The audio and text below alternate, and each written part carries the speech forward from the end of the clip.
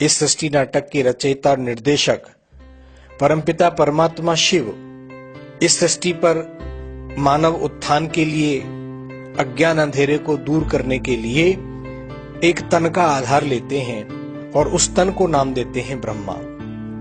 प्रजापिता ब्रह्मा मुख के द्वारा ज्ञान देते हैं, इसलिए मुख वंशावली उत्पत्ति कही जाती है, जिनको हम ब्रह्मा कुमार और ब्रह्मा कुमारियां कहते हैं।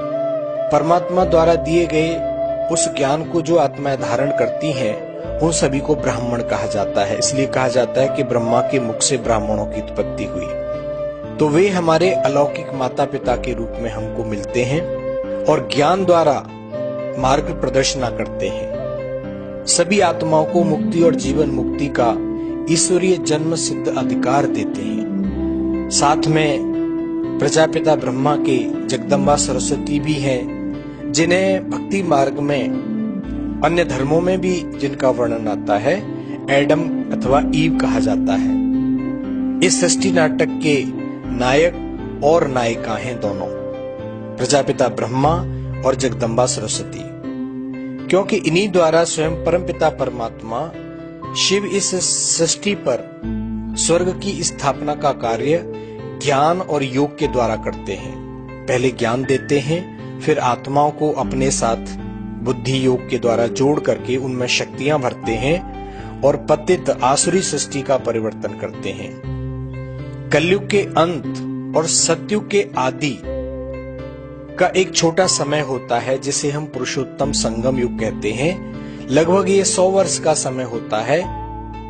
भक्ति मार्ग में इसको हम पुरुषोत्तम मास के रूप में मनाते आए हैं। इस समय परमात्मा इस सृष्टि पर अवतरित होते हैं और हम बच्चों को पूरी सृष्टि के आदि मध्य का ज्ञान दे करके हमको दुखों से छुड़ाकर मुक्ति धाम परम धाम में लेके जाते हैं। आप देखेंगे इस चित्र में लिखा गया है, विश्व के इतिहास और भूगोल की पुनरावृत्ति होती है।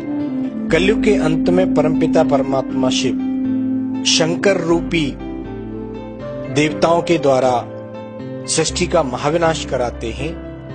तब लगभग सभी आत्मा रूपी एक्टर अपने प्यारे देश अर्थात मुक्ति धाम को वापस जाती हैं और पुनः सत्युग के आरंभ से आदि सनातन देवी देवता धर्म की मुख्य मनुष्य आत्माएं इस सृष्टि रंगमंच पर पुनः आना शुरू करती हैं। और फिर 2500 वर्ष के बाद द्वापर युग का आरंभ होता है। अन्य अनेक धर्म स्थापकों द्वारा अनेक धर्म वंशों की स्थापना अपने अपने समय पर होती है। एक निश्चित अनादि पार्ट है जो हर आत्मा परम धाम से आकर के अपना अपना बजाती हैं।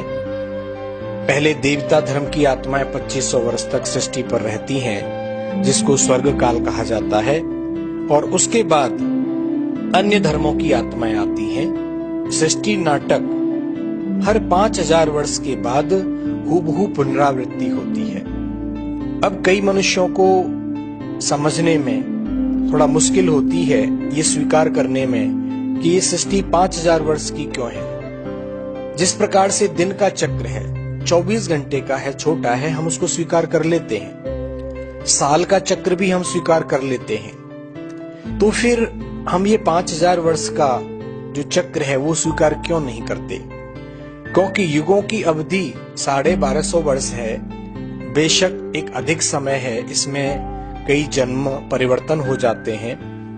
हम अगले जन्म में चले जाते हैं तो पिछले जन्म को भूल जाते हैं। इस कारण थोड़ा कठिन होता है हमें समझना, लेकिन आप चिंतन करेंगे तो आपको समझ आएगा कि ये सृष्टि नाटक 5000 वर्ष में पुनः रिपीट होता है। जैसे आज अनेक कितने दिन कितनी वर्ष बीत गए हम बता नहीं सकते, काउंट नहीं कर सकते। उसी प्रकार से अनेक चक्र भी बीत चुके हैं जिनको हम काउंट नहीं कर सकते। इस सृष्टि के 3 मुख्य पात्र हैं, आत्मा, परमात्मा और प्रकृति के 5 तत्व। ये अनादि हैं और अविनाशी हैं, इनका कभी विनाश नहीं होता। आत्मा आती है सृष्टि पर, शरीर प्रकृति का 5 तत्वों का शरीर लेती है और वो निरंतर जन्म लेती रहती है, एक जन्म के बाद दूसरा जन्म। इस प्रकार से ये सृष्टि चलती रहती है ये जीवन की यात्रा चलती है, तो हमें चिंतन कर इस सृष्टि चक्र को समझना है। इस सृष्टि चक्र के समझने से हमारे जीवन के अनेक समस्याओं का समाधान होता है। आज अगर हम वर्तमान समय में दुख अनुभव करते हैं, तो जब हमें ये ज्ञान होता है कि हम देव रूप में भी रह चुके हैं, तो हमें अति प्रसन्नता होती है। हमें परमात्मा भी मिलते हैं।